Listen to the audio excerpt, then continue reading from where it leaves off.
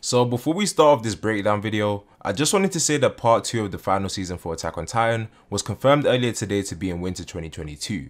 In case you might have missed the information, I posted it on my community tab, but I'm just saying it here in case you didn't see it. So yeah, season 4 part 2 has been announced, and let's get things started. Attack on Titan season 4 episode 16, titled Above and Beyond. In the last episode of Attack on Titan, we saw the backstory of Zeke Yeager and the life he lived in Liberia with his parents Grisha and Dina. Zeke had great expectations and responsibility placed on him to be the hope of LDR by his father and the other restorationists, and it wasn't until he met Mr. Cassava, his soul salvation, that he truly found his own path in life. Despite Zeke's past struggle, we see that him and his half brother Eren Yeager both intend to execute the euthanization plan to free the world of Eldians. And with the ending of the last episode, Zeke willingly blows himself up with the Thunder Spear, catching Levi in the blast as well. But what will happen to the both of them?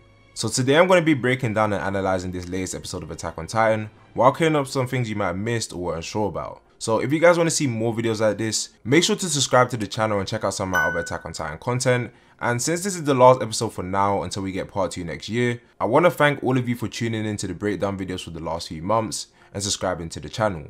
The growth has been absolutely insane and it's definitely been an amazing experience so far. So I just wanted to show my appreciation. But with that being said, let's get right into the video. So this episode kicks off with the aftermath of Zeke blowing himself up, and the Jaegerist members and Hanj have taken notice of the explosion and are heading in his direction. We can see Zeke with half of his body left, fading in and out of consciousness while saying that he's going to die.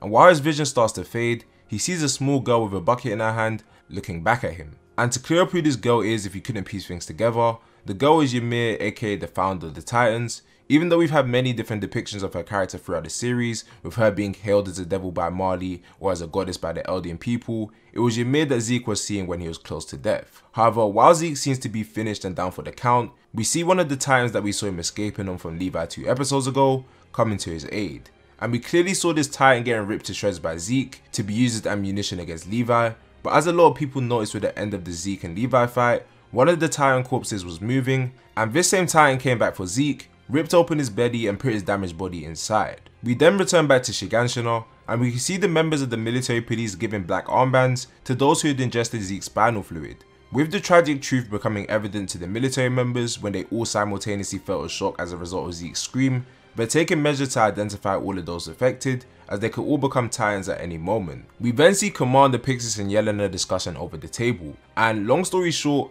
Pixis is disappointed by the betrayal from Yelena and even members of the Paradis military. However, due to the situation at hand with the spinal fluid, the military has taken refuge in Shiganshina and have left Yelena and their people to their devices. Since there's really nothing they can do about the issue at hand, they have no choice but to let Zeke and his followers carry out his plan. However, we know that Zeke's true plan is the euthanization plan, whereas Pixis and the others are still in the dark, and they believe that Zeke's only goal is to activate the rumbling to deter the world's forces from attacking Paradis. And Yelena won't let him know that because she worships Zeke and calls out Pixis on his actions of trying to go against Zeke, who's the one who's going to save the world. Next we have the members of Levi's squad and Sasha's family being detained inside the cell. And despite their doubts about Eren mainly coming from Connie, Jan believes that Eren wouldn't have acted that way towards Armin and Mikasa without reason, and that he may have a hidden motive, which makes sense when you take into account the type of person Eren's always been. And to summarize this next part for the episode, Yelena, after disposing of Grease, who was bad-mouthing Sasha and her family, explains to the Levi squad members Zeke's true plan, the euthanization plan.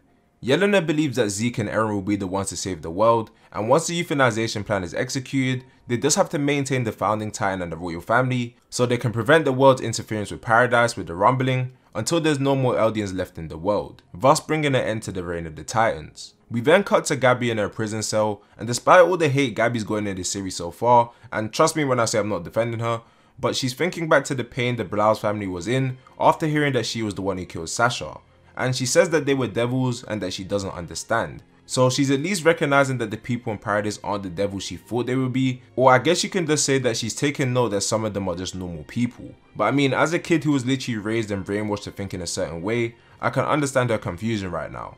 But things definitely don't get any easier for Gabi, as Eren enters her cell asking her to put out a signal to flush out any Marleyan infiltrators. And the fear Gabi has of Eren would never not be funny to me, but as Eren asks this of Gabi, Pete kills the officer accompanying Eren and then holds him at gunpoint. So Marley has finally made their move. We were made aware that Pete managed to infiltrate Paradis a few episodes back, but in a short amount of time they managed to already breach the military and get this close to Eren, so you have to give props where props is due.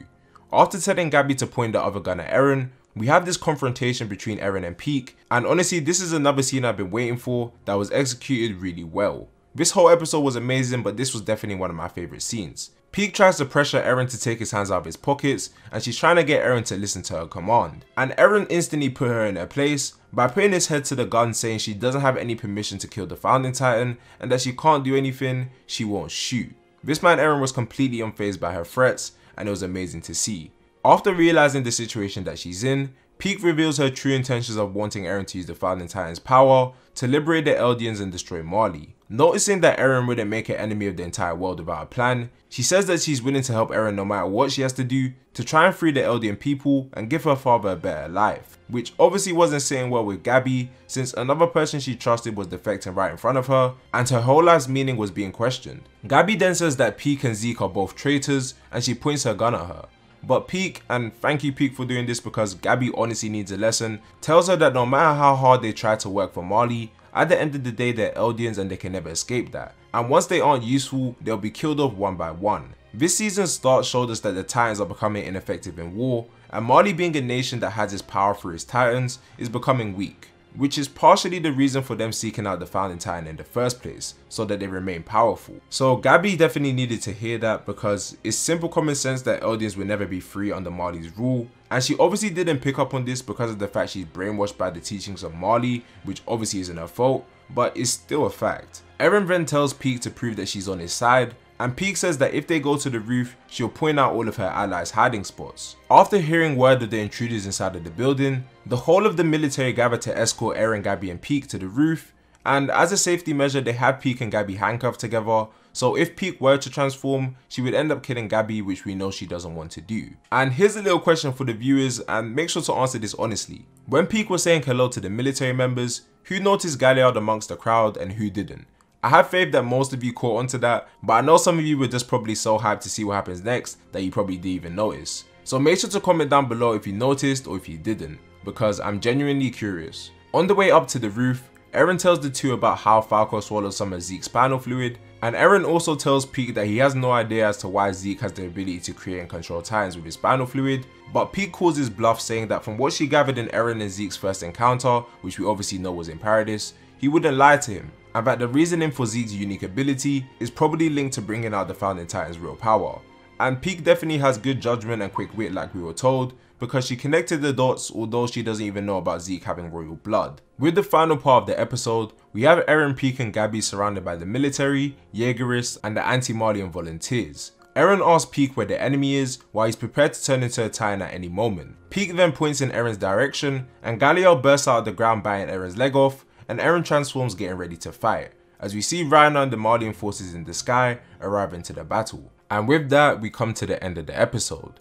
All I can say is that this episode was definitely a 10 out of 10. The action, the storytelling, everything was amazing this week, and I truly can't wait until part 2 in winter 2022. But let me know what you guys thought about the episode down below, and also if there's anything you wanted to know about that I didn't touch on in this breakdown. With these action-packed episodes, there's only so much to mention, but if I forgot something, definitely let me know. And once again, thank you for tuning in to my breakdown videos for the first part of the final season, and you already know we'll be continuing for the next part. So if you don't want to miss out, make sure to subscribe to the channel and turn on notifications so you get updated whenever I upload. And I'm still going to be posting Attack on Titan content consistently, so make sure to check those videos out. And with that being said, I'll see you guys in the next one. Peace.